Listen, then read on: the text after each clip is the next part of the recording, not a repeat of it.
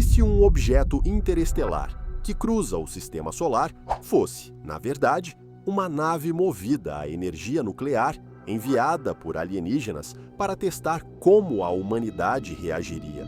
Tudo começou com um leve brilho, a centenas de milhões de quilômetros de distância. Cientistas do levantamento Atlas, no Havaí, o registraram e batizaram, classificando-o como um cometa. Inicialmente, era apenas um ponto de luz se movendo contra o fundo estrelado. Mas então ele começou a brilhar cada vez mais, rápido demais, intenso demais. E a primeira bandeira vermelha foi levantada. Em breve, mais anomalias surgiram, cada uma mais estranha que a anterior. Porque o Trey Atlas não apenas se comportava como um cometa excêntrico, agia como se estivesse tentando nos dizer que não era um cometa. Agora, a NASA enfrenta evidências que estão reescrevendo nosso entendimento do universo. Muitos se empolgam caçando cometas. Afinal, estão entre os visitantes mais belos e previsíveis do céu noturno. Mas nem tudo é o que parece.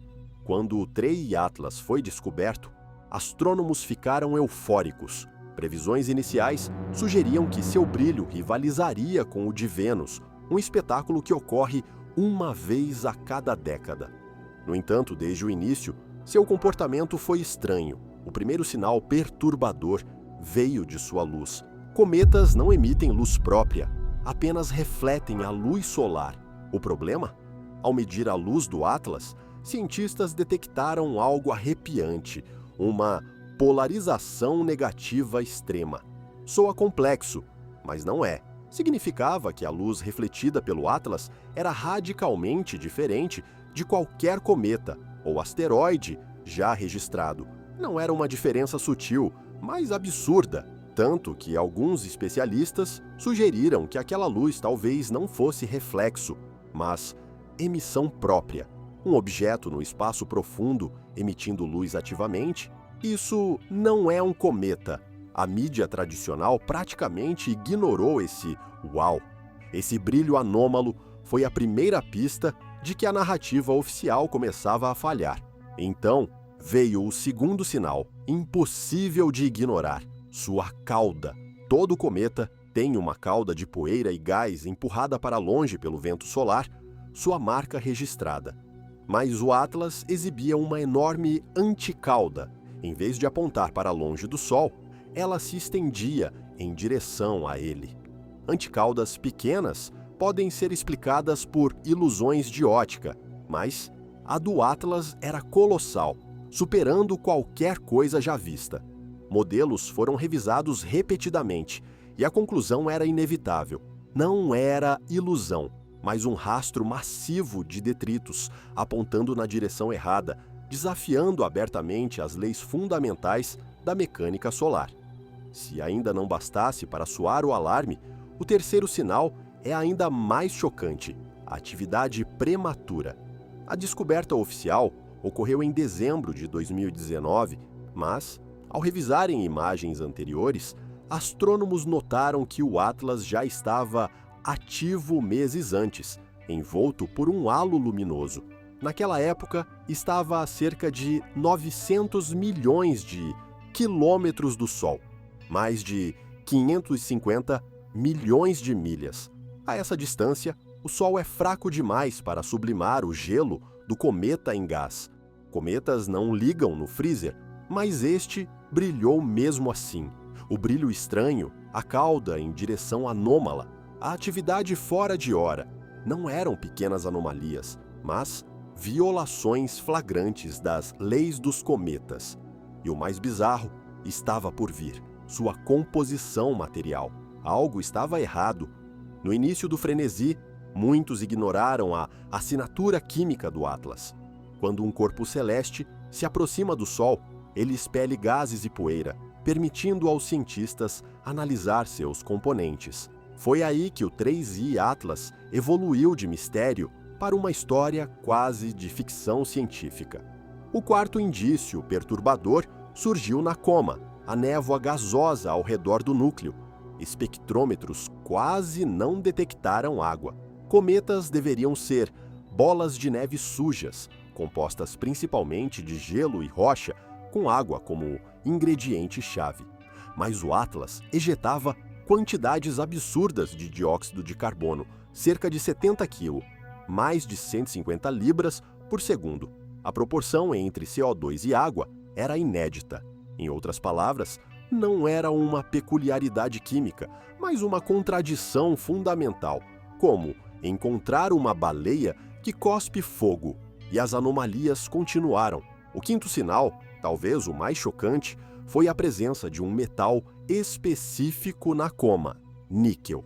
Asteroides podem conter níquel, mas sempre associado ao ferro. Assim ocorre naturalmente. O Atlas, porém, exibia níquel puro, sem vestígios de ferro, algo nunca visto. Pelos processos conhecidos do Sistema Solar, era impossível formar algo assim. A descoberta explodiu todas as hipóteses. De onde vinha o níquel puro? A resposta mais óbvia, ainda que polêmica: ele foi fabricado.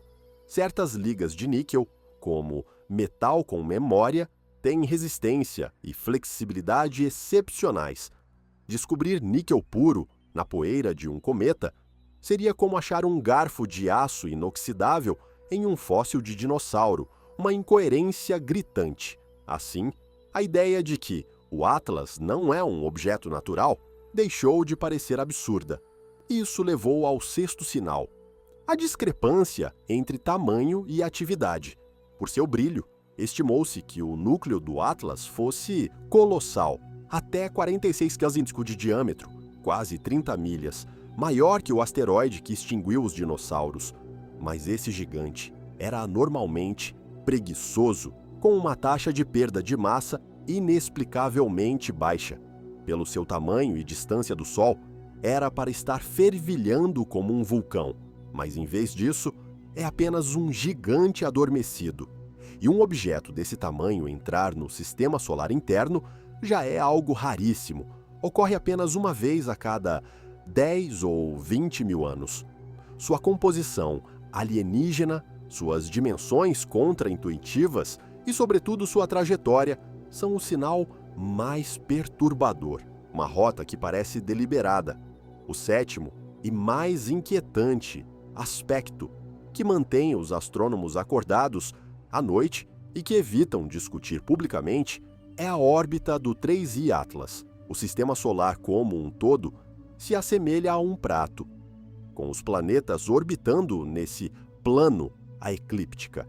Cometas, especialmente os vindos da nuvem de Oort, podem surgir de qualquer direção, acima, abaixo ou em qualquer ângulo. Mas o Atlas deslizou quase paralelamente ao plano. A probabilidade puramente aleatória dessa geometria é de cerca de 1 em 500, não impossível, mas decididamente incomum. O mais absurdo, sua trajetória, coincidentemente, passou raspando por 3 planetas: Vênus, Marte e Júpiter. Se você quisesse lançar sondas em múltiplos alvos a partir de uma nave-mãe, essa seria a órbita ideal. Quando a baixa probabilidade da órbita plana se soma à conveniência do raspão planetário, as chances de ocorrência aleatória despencam para 1 em 10 mil, ou até 1 em 1 milhão. Aqui precisamos parar e encarar as implicações. Uma anomalia pode ser coincidência, 2, acaso.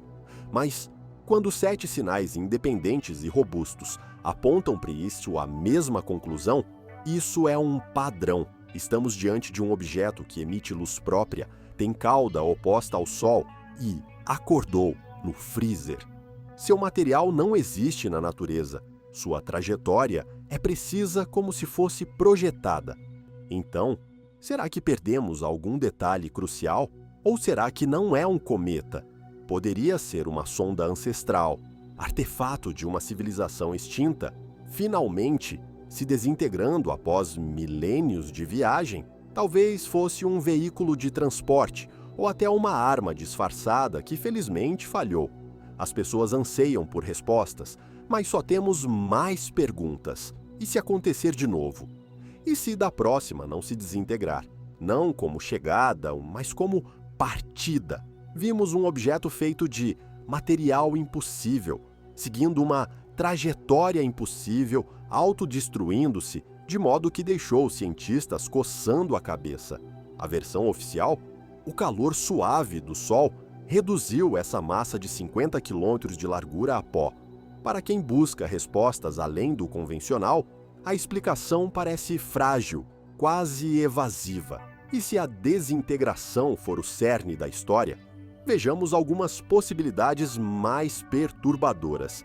A hipótese mais intrigante sugere que o Trei Atlas não era uma sonda ou nave espacial, como imaginávamos, mas sim uma ferramenta, uma máquina automática ancestral programada com uma única missão colossal: a terraformação planetária. Reflita, qual sua característica química mais bizarra? O fluxo inconcebível de dióxido de carbono?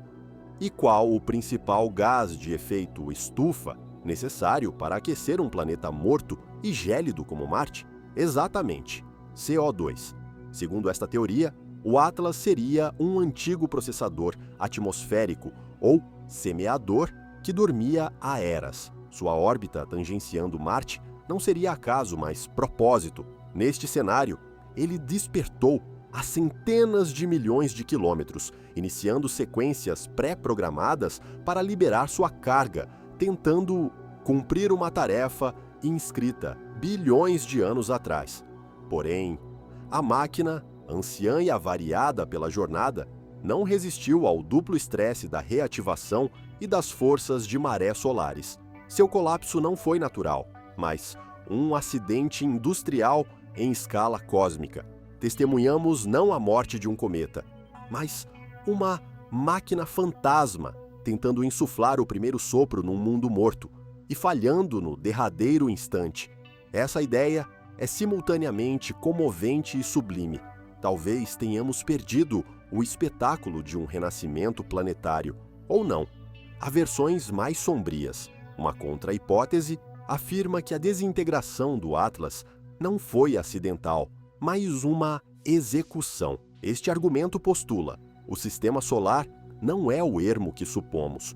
Pode estar marcado e patrulhado por inteligências invisíveis. O Trei Atlas, como intruso poderoso e desconhecido, talvez tenha disparado alarmes silenciosos. Não foi destruído pelo Sol, mas abatido por outra coisa. Muitos subestimam o caos da fragmentação. Não houve uma ou duas quebras, mas dezenas de pedaços projetados assimetricamente, como sob impacto. Colapsos térmicos naturais costumam ser rápidos e limpos. O Atlas pareceu dilacerado por violência assimétrica. As partículas de níquel puro na nuvem de detritos tornam-se então a pistola fumegante, não só metal, mas possivelmente estilhaços de armamento avançado não nuclear, interceptores cinéticos de alta energia ou feixes capazes de pulverizar alvos, sem deixar rastro radioativo. Esta teoria oferece uma resposta arrepiante ao paradoxo de Fermi. Onde está todo mundo? Talvez estejam todos aqui, ocupados demais em vigiar uns aos outros para cumprimentar. Podemos ter testemunhado, em nosso quintal cósmico, um engajamento bélico silencioso, um pequeno conflito numa guerra fria interestelar com milhões de anos de duração. A galáxia pode não estar vazia, mas sim repleta de impérios silenciosos e desconfiados.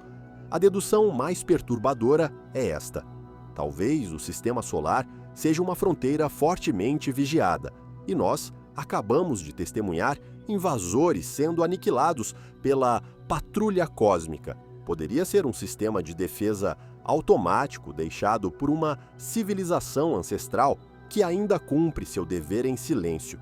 Se for assim, o Trei Atlas não é o visitante mais preocupante. O verdadeiro mistério e o mais assustador são os guardas que já estão aqui. Que tipo de inteligência ergue cercas ao redor de estrelas, mas se esconde nas sombras? O que estão protegendo? E contra quem?